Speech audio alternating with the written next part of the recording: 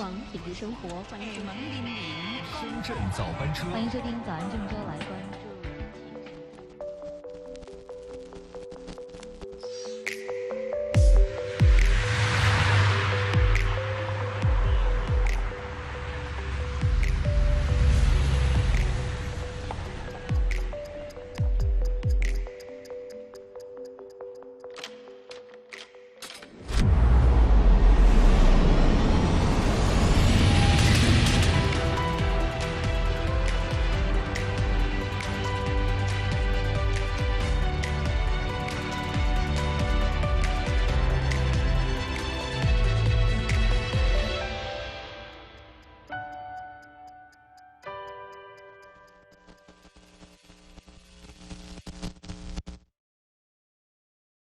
文艺有很多种，有一种叫做很厦门。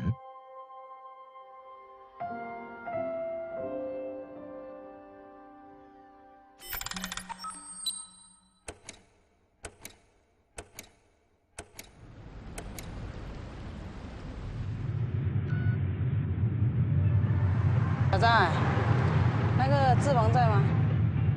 陈春柳照例走出家门的时间，这座城市的大部分人还在沉睡，但陈春柳知道，有人比他起得更早。3、4点要去补货，我们这边巴士算零售，不是批发，因为那边货比较齐全嘛。晚期的话，生意好的话，那个货卖完你就没得买了。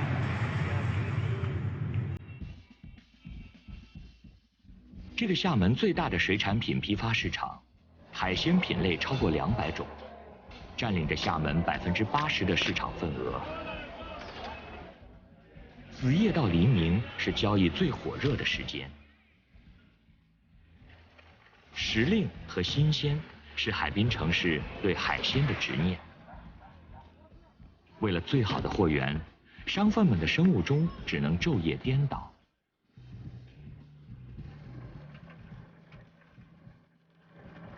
来，老5班捞20條來。啊，咱就水咁我就先款。好啦，水有冇分好啊？冇誒，車都係呢。只有400万人口的厦门，每天消费的海鲜将近400吨，这要归功于旅游。海鲜中很大一部分流向了这个城市最著名的景点鼓浪屿。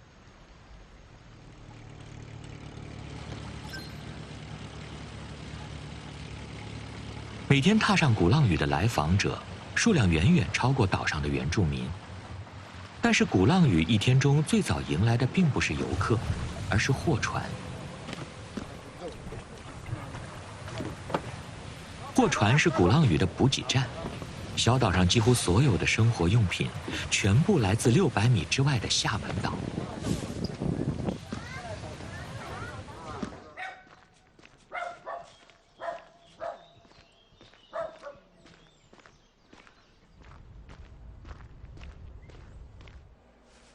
我去，那车你自己能找起来吗？还有人了吗？有人。有车子。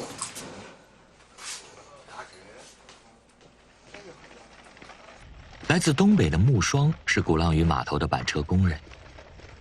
车上装的是几家民宿用过的床单被罩，木霜需要把它们送到码头的货船上，运回厦门岛清洗，同时再把几天前送去清洗的床品拉回来。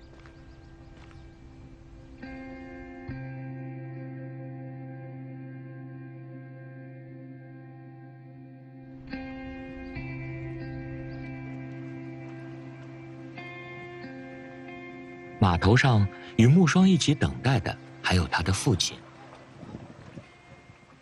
来。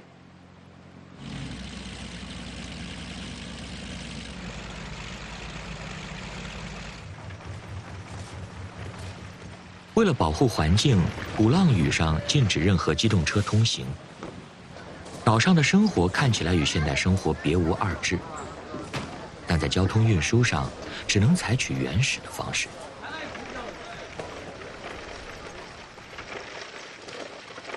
200多名板车工人保障着小岛最基本的生活运行。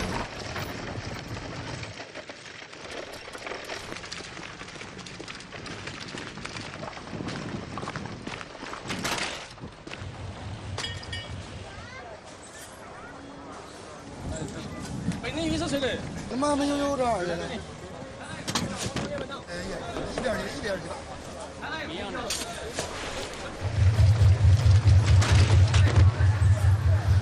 领兵来有点不适，吵这个。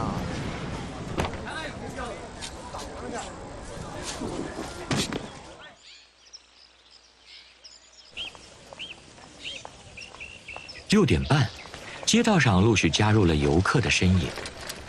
他们大都是前一天晚上就住在了鼓浪屿的民宿里。与此同时，住在鼓浪屿之外的上班族和学生，鼓浪屿上的婚纱摄影工作者也开始陆续上岛。来，跳起来！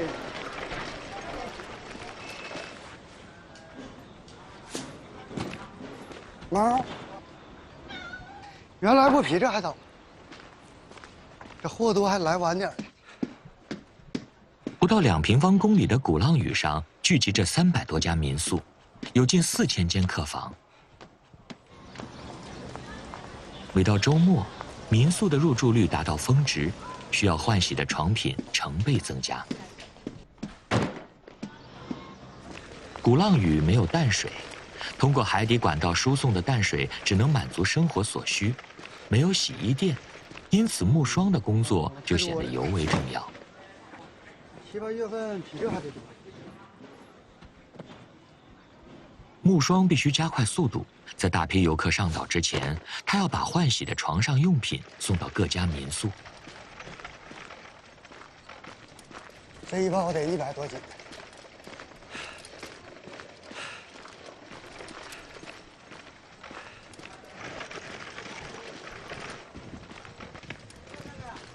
鼓浪屿的板车工人每天要负重行走2万步，1年下来相当于100多个马拉松，能绕鼓浪屿700圈。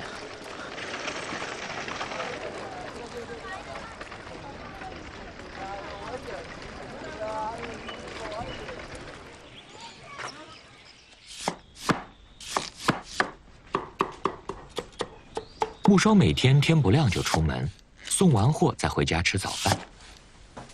东北菜，芥菜秧炖豆腐，完了得炒个西红柿鸡蛋。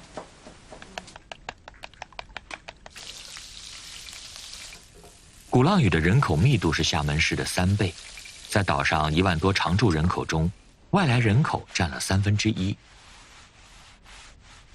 在寸土寸金的鼓浪屿，木霜一家挤在几平米的房间里，每月房租1000元。我们家那房子，自己家房子，院子全算上15亩地吧。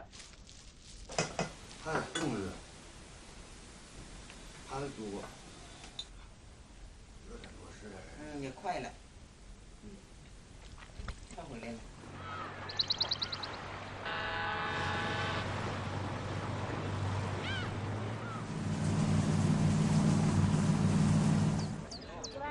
木霜开始吃早饭的时候，往返于厦门岛和鼓浪屿之间的轮渡开始运行，游客陆续入岛。从此刻开始，鼓浪屿便不再是鼓浪屿人的鼓浪屿，而是游客的鼓浪屿。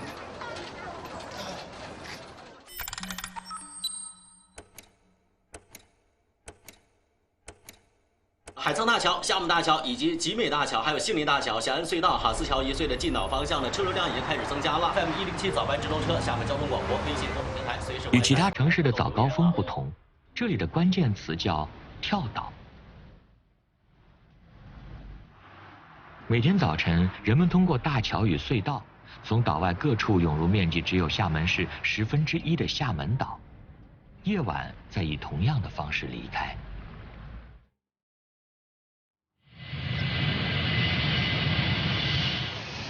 随着从温哥华飞来的 MF806次航班降落，厦门高崎国际机场开始了一天的繁忙。在中国76个国际机场中，厦门机场的旅客吞吐量并不突出。然而，在某种意义上，它又可以被称为中国最繁忙的机场。618 8点吧，那个一会儿可能有别的航班会改掉。8号小火车15号会同意。所以神龙8怪26预达时间推迟到1112。只有一条跑道的高级机场，每天要完成将近500个航班起降，最多时每小时起降32架次，这个数字逼近跑道飞机起降的极限。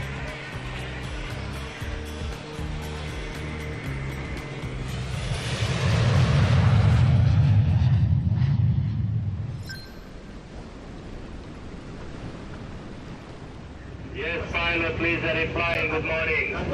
Yeah, good morning. I'm your pilot. Please adjust speed. 540 speed allow 67 knots. Over. 当飞机装载着大量游客飞抵作为旅游目的地的厦门，来自世界各地的集装箱货轮也开始进入作为国际港口城市的厦门。50岁的引航员杨启猛今天要为一艘载重10万吨的集装箱货轮引航。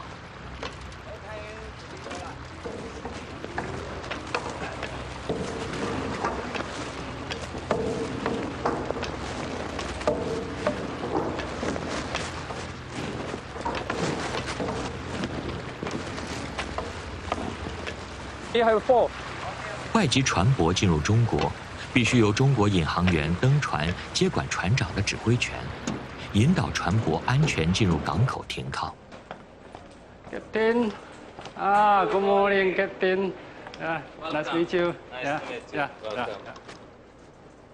Just pushing our port bow. We swing to starboard. Yeah. So when you run stern, Bow to starboard.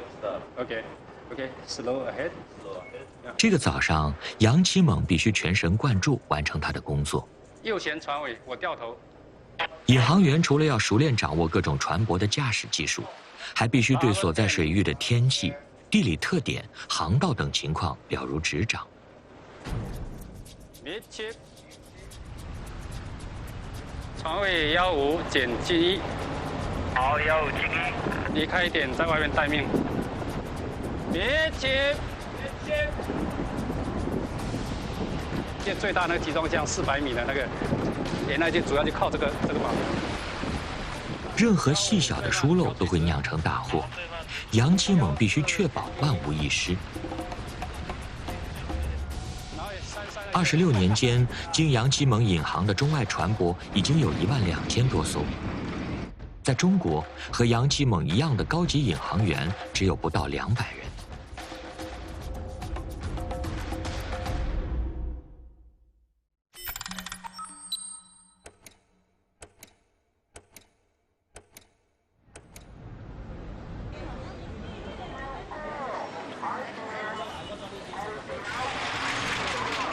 告别凌晨的水产品批发市场，陈春柳在巴士里的店铺准时开张。从16岁开始做海鲜生意，陈春柳已经打拼了20年。市场里有很多像陈春柳这样的闽南女子，乐观开朗地操持着一家的生计。在巴士里面买，一般都是熟客啊，赶紧煮年就好啦，因为新鲜。赶紧的啦！他都不敢进来，他说要叫另外一个人来打。菜市场是城市中离生活最近的地方。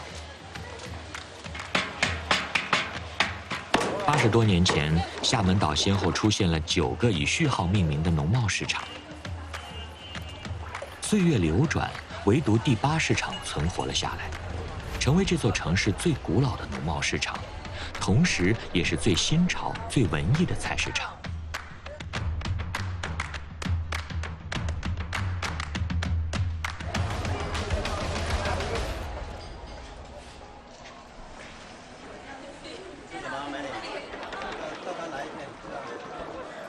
上午9点，夏生已经在他的摊位前忙碌了一整个早上。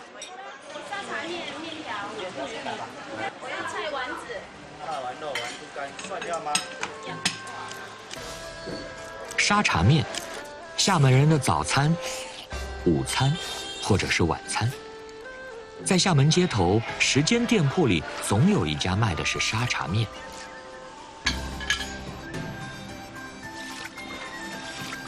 夏生，一个在巴士卖面的文艺老青年。厦门省的，以厦门，我说我在本厦门排第2，没讲他说排第1，基本上98%，102%是游客，每天早上都要来1碗。你跟我过来住。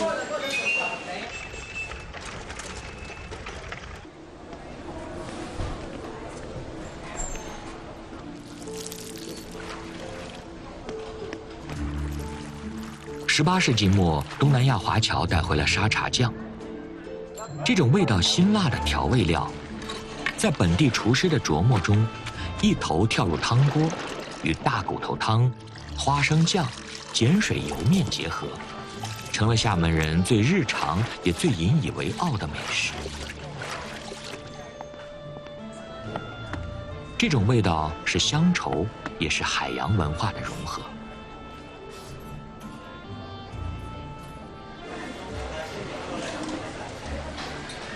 79年到现在，巴士都走不出去啊！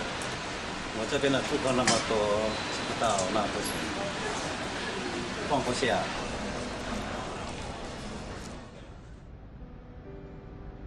厦门最不缺少的气质就是文艺，即使在一个菜市场里，也不乏各种有故事的人隐匿其中。几十年前，夏生还年轻。他组建了全厦门最早的一支乐队，演奏的是外国民歌200首。以前我年轻的时候，就坐在平台上面，吉他抱着边弹边唱。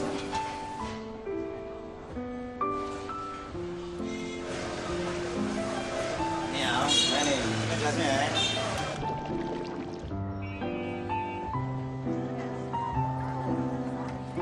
和谐共生，相互包容，在古老的巴士遇到的其实是整个厦门。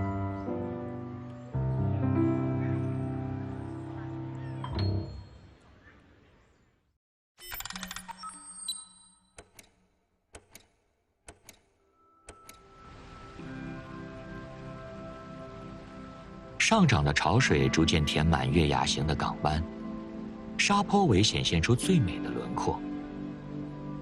这里是厦门通向海洋的入口，自然形成的月牙湾是渔船天然的避风港，也形成了厦门的城市雏形。2015年6月，最后一艘渔船驶离，结束了沙坡尾作为渔港的历史。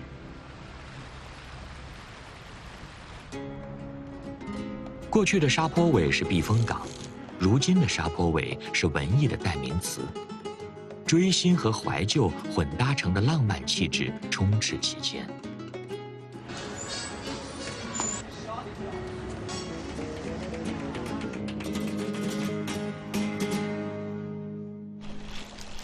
沙坡尾街角，一家名叫理发店的理发店准点开业。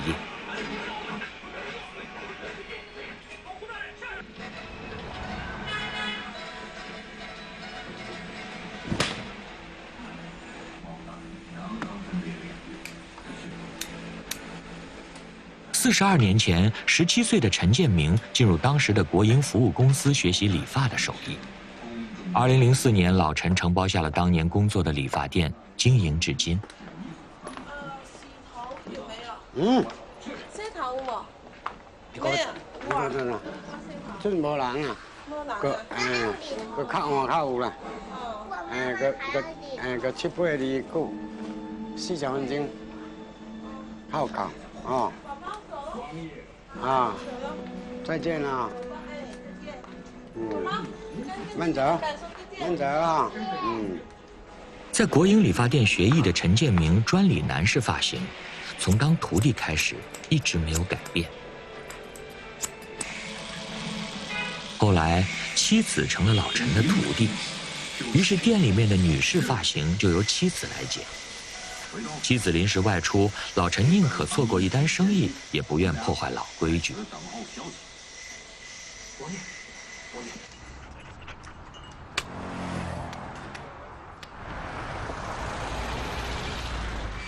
怀旧的文艺气息并不能带来新的顾客，经常过来的还是些街坊邻居的老主顾。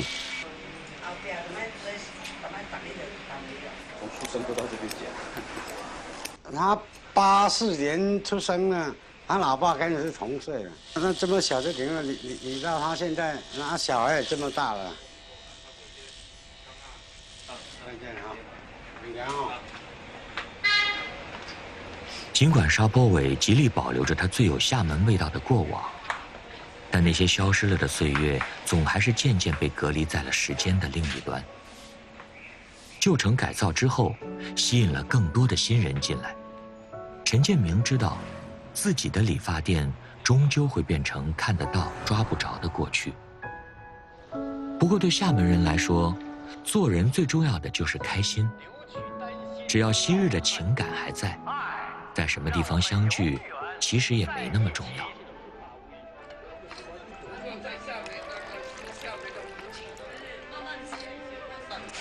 厦门人是爱泡的啊，来拉瓜这个好嘛，来这比较热闹。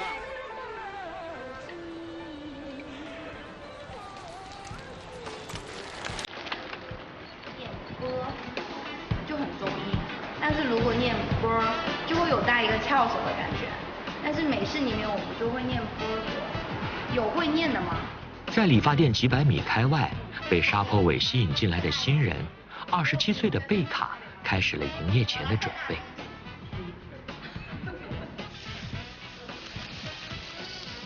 曾经不是有人说，有一个小目标，算上人生第1个亿嘛，然后100万刚好算出来就是1个亿。你好，帮他点单，还有一个非洲猫王吗？第一次来。这个是招牌，好吃要吗？或者沙拉？这一阵子的话，其实本地学生很多，还有一部分游客，因为要放假了嘛，然后会有一些学生，他们过来玩。百香果。刚来这边，一条公寓里面最多也就5、6家店，以前是1周开1家店，现在是1天开2家店，每一天都有新的项目开始，有旧的项目倒掉。下面已经没有位置坐了是吧？那你就跟他说是楼上吧。传统的味道和新潮的理念相互混搭，改变着这个最古老的街区，创造出新的生态。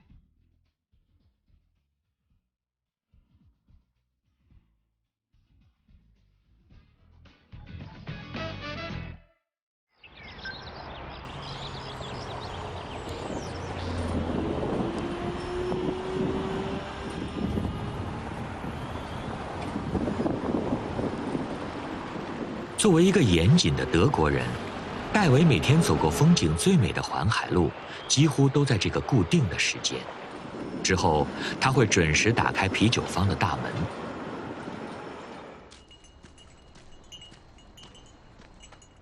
这里原来是厦门港务局的旧厂房，随着沙坡尾渔港使命的结束，厂房里的机器设备曾经一度凝固在了某个时间上。现在，这个热爱啤酒的德国设计师让这里重新转动起来。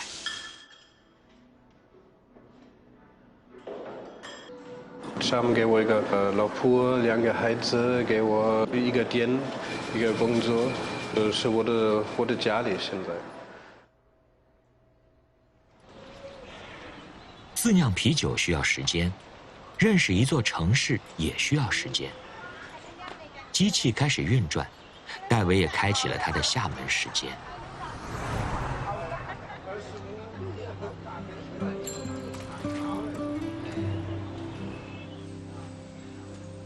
这个是一个慢慢的东西，50年以后，可能我们可以做一个真的厦门的味道，因为我是一个本地人，我要知道是什么厦门的味道。用1天的时间酿成一桶啤酒。用6年的时间爱上一座城市，人与城市互相塑造成彼此喜欢的样子。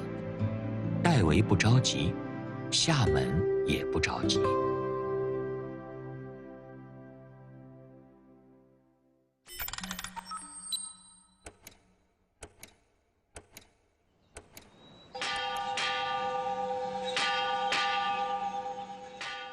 同样的钟声已经在厦门大学的校园里回响了97年。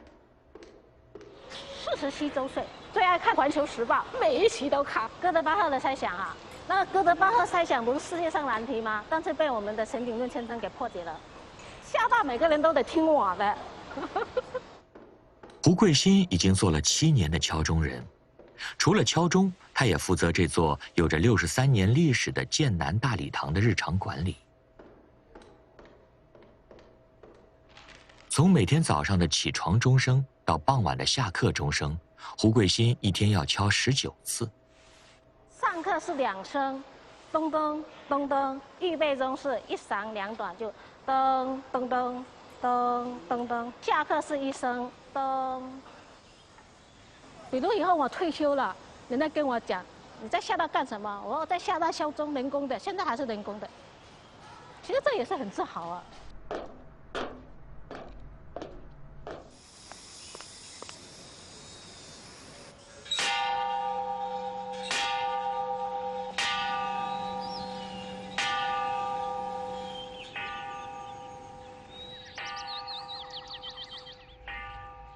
随着胡桂新把正午钟声敲响，排在厦门大学门口的游客长队开始放行。来，后面要把身份证提前拿在手上。排到后面身份证提前准备，要走快点。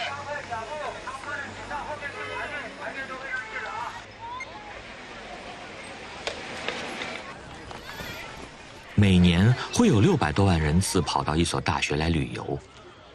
单纯从这个数据上来看，厦门大学可以算作最受欢迎的中国大学。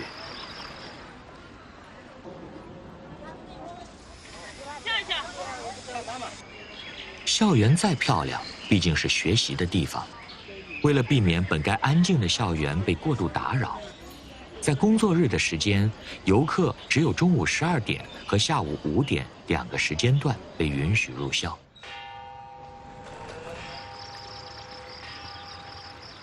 厦大前有灶，后有靠，有山有湖有海，没有雾霾，没有沙尘暴。一主是从中西合璧，穿西装戴斗笠。老大爷不是教授，是一个教工热爱厦大的一个老人。文化就是这所大学的灵魂。老纪，厦门大学网红导游，在这里工作了几10年。厦大是中国大学脾气最大的学校。在当讲解员的这些年里，听过老纪讲课的已有上千万。第一个志愿厦大 ，OK， 证明你看得起厦大。整个厦大的半壁江山都叫芙蓉啊，芙蓉湖、芙蓉宿舍、芙蓉隧道、芙蓉餐厅。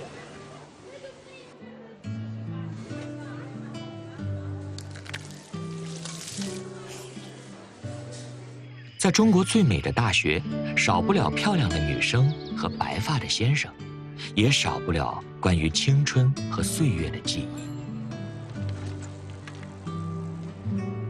如果你有一个秘密，可以对着一个洞去诉说，然后这个秘密就永远地留在了这个洞里。100年历史和花样年华，共同演绎着厦门故事。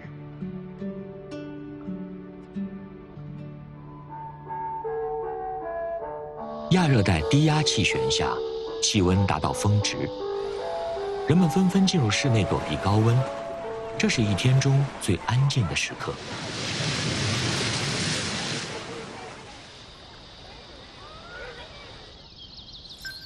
鼓浪屿却是另一番光景。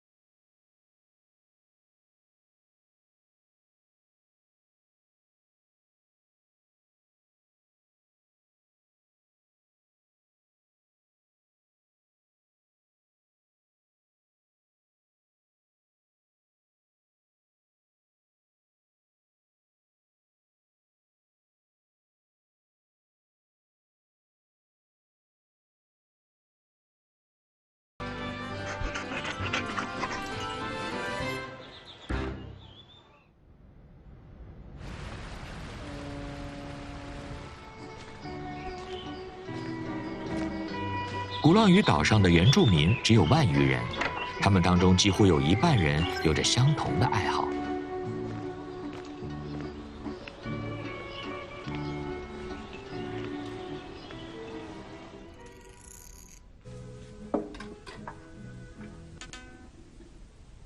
雷永平马上要和妻子一起去参加一个下午茶音乐会。让琴保持最佳状态是雷永平一直以来的习惯。那乖哦，很乖，嘿，坐着听哈。我调琴调完了，弹歌给你听哈。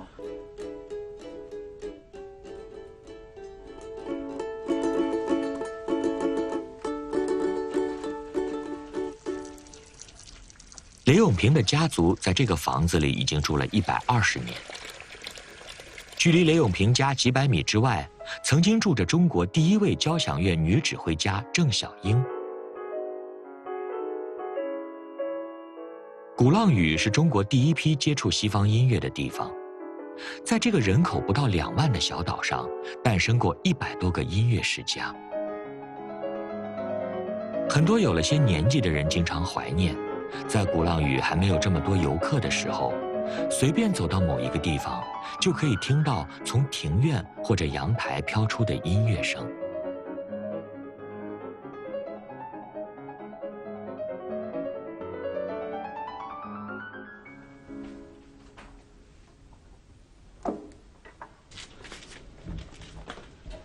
是吧？意大利人有将近快100年了。打开一看，全部都散架了。我说不要紧，不要紧，我慢慢花了将近半年的时间，慢慢给它修起来。修好，刚好我们结婚快要金婚了，我就把这个琴当为我们结婚的纪念物送给我老伴了。我这半无好听，叫你得来，叫你得。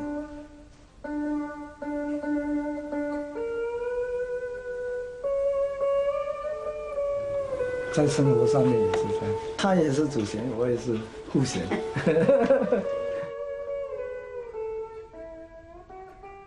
啊，把琴壳拿出来装了，我们走了。雷永平和老伙伴创建了一支取名雷错的电声乐队。上世纪80年代，很多没有机会看到真实的大海的中国人，第一次感受到海岛风情，就是通过电声音乐。来了，你在家看家哈，把门看好哈。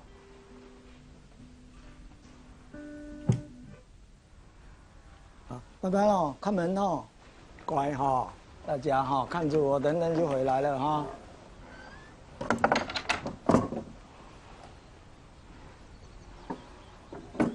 我们这个古老的房子，这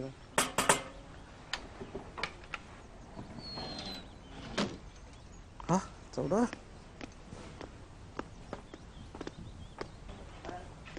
这个鼓浪屿最窄的巷子，很有意思的。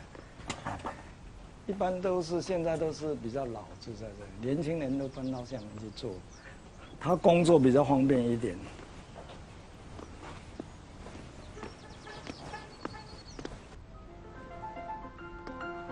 雷永平去演出的地方要经过鼓浪屿钢琴博物馆，这是中国最早也是最大的钢琴博物馆，里面收藏着世界各国的名贵钢琴，钢琴的年龄绝大部分都在100岁以上。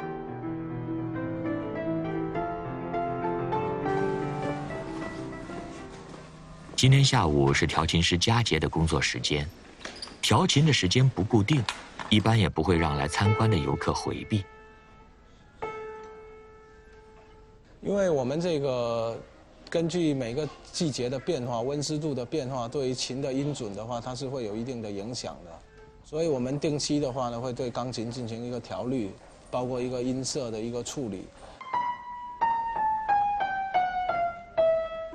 在我小时候的鼓浪屿呢，就是因为相对来讲，整个岛的状态是非常安静的、非常安逸的这么一种生活的状态，所以呢，经常走在岛上的话，都可以听到一些钢琴啊，或者是提琴的声音。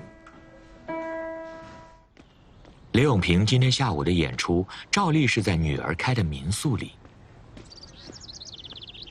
哇，你们好！哇，太久无看到啊！这样。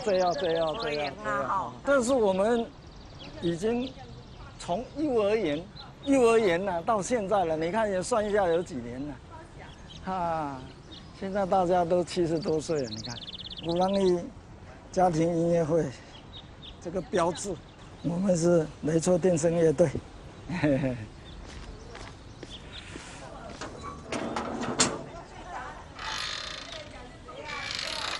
他们可以来，游客、观众、邻居都可以来欣赏我们弹奏的。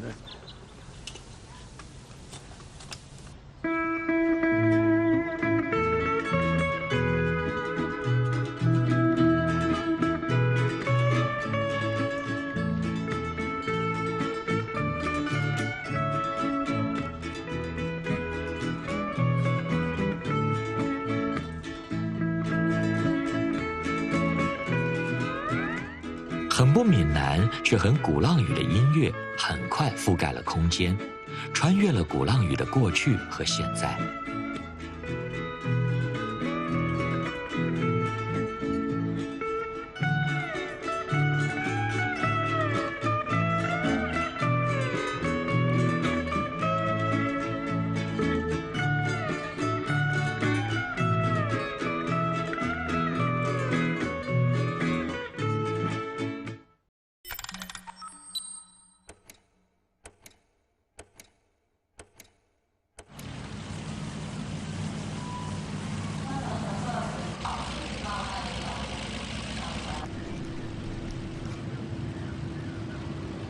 轮渡驾驶员林志恒已经往返航行了10几次，此时正是游客离岛的高峰。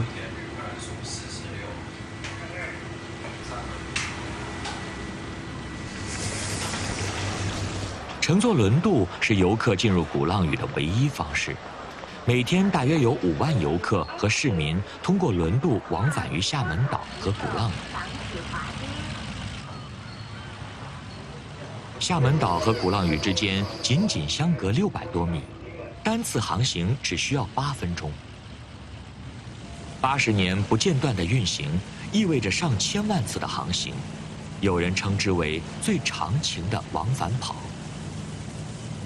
说实话，就是对这片海真的是有一点感情，然后而且对鼓浪屿就小时候就承载着这片的记忆，就挺喜欢在这附近。也不想出去，我觉得厦门挺美的。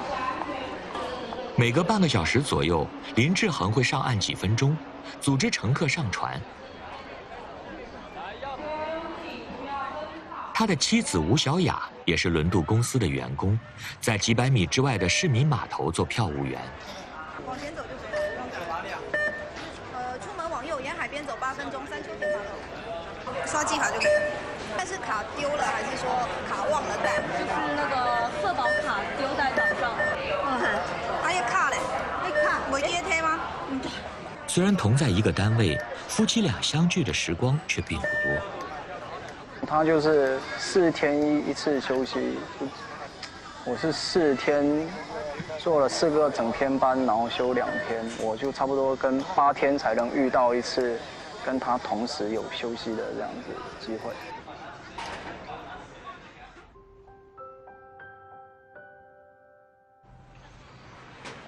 下班了吗？妈你。下班了，几点啊？林志恒和吴小雅的工作看似简单，但实际上很辛苦。除了重复到枯燥，还有就是他们2个人几乎一整天都没有坐下来的时间。下班时的相互等待、相伴回家，便成为2个年轻人一份格外温暖的心理补偿。加班呢？对，不是那个。八卦楼的也换了。把橘色的全部换掉，换成那种有点米黄的。那就回家，每天平平安安下班就好。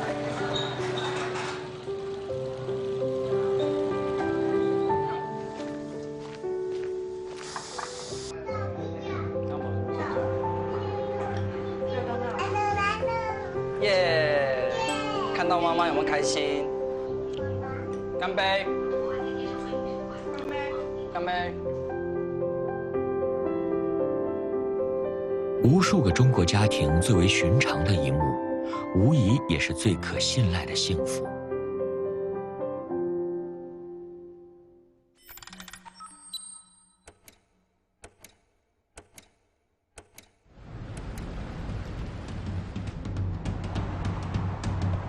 晚上7点，曾厝垵开始了他一天之中最躁动的时刻。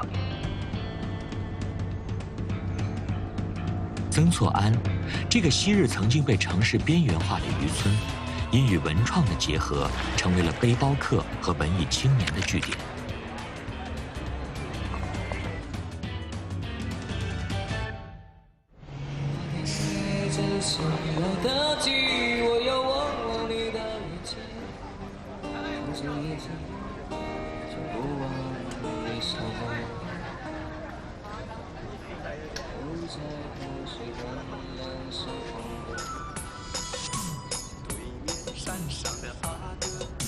过街天桥上的民谣弹唱声和宫庙门口的广场舞音乐杂糅在一起，互不干扰。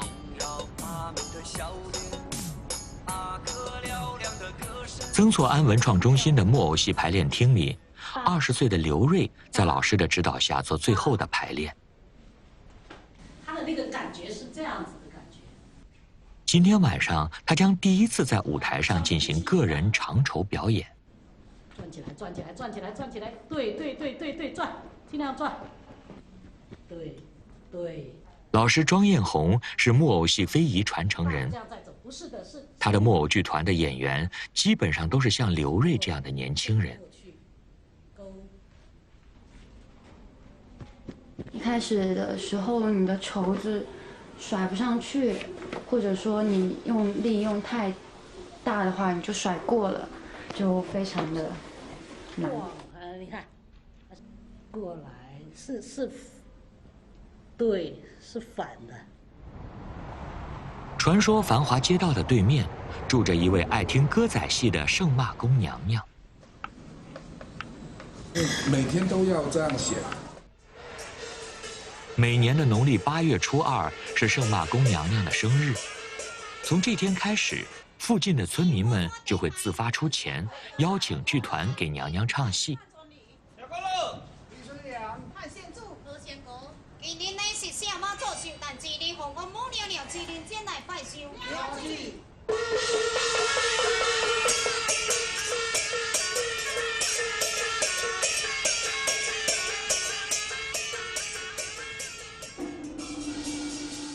7点半，宫庙对面的戏台上，好戏开演。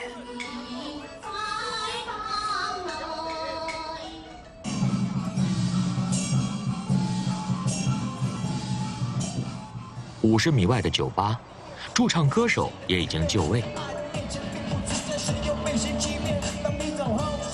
每天晚上，传统戏曲与流行歌曲都会在曾厝垵的这片海滩同时开演，没有 PK 赛，观众可以随意串场。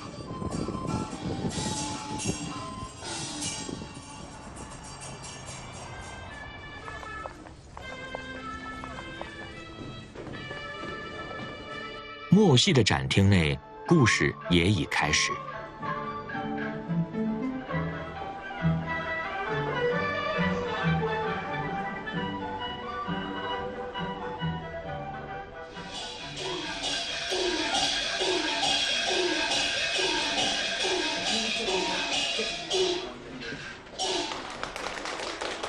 那么呢，请大家敬请欣赏我们今天的最后一个节目——长绸舞。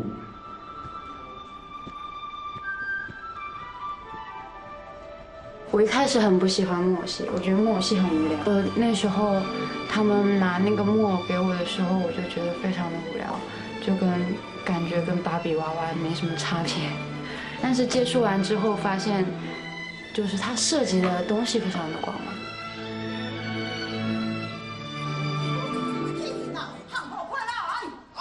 可能每个城市都会有一个曾厝垵，但是在厦门的这个小渔村里，不只有奶茶和烧烤，还有文化与信仰。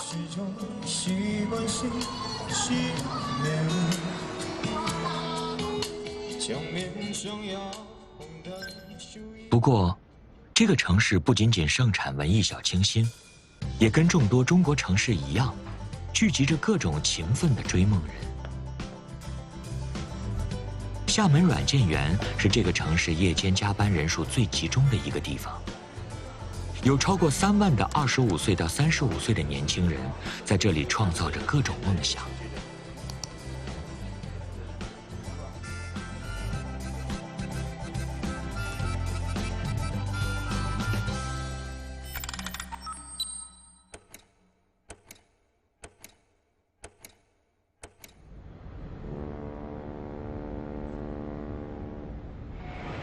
港口仿佛是厦门的心脏，不断将新鲜血液泵入城市生命机体的每一个部分，不分昼夜，不眠不休。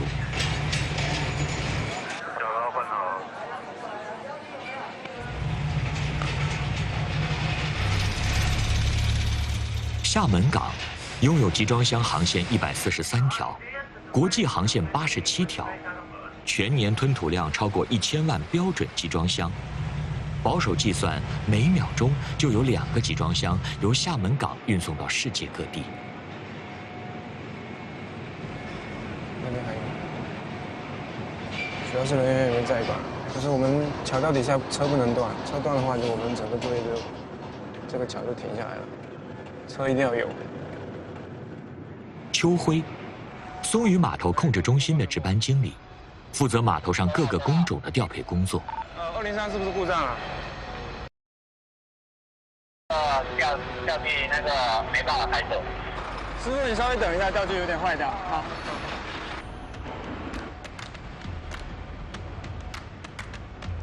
哎，工程部啊，看了一下怎么样？情况应该不严重吧？203，你再重新对一次，再重新调调看能不能调啊。夜间作业安全第一。对，在船上要注意，反正位置都比较集中嘛。这条船卸动位比较多。线路提前通知拔电哈。邱辉必须在最短的时间内安全高效地完成装卸工作。要做到这些，他就必须想方设法调配好码头的前沿机械。舰长，给9号桥印一下，给9号桥印一下。从晚上8点到第2天早上8点，每隔几天，邱辉就要重复一次这样的夜间指挥。今晚，邱辉和他的团队又将度过一个不眠之夜。这是这座城市一个24小时的结束，也是另一个24小时的开始。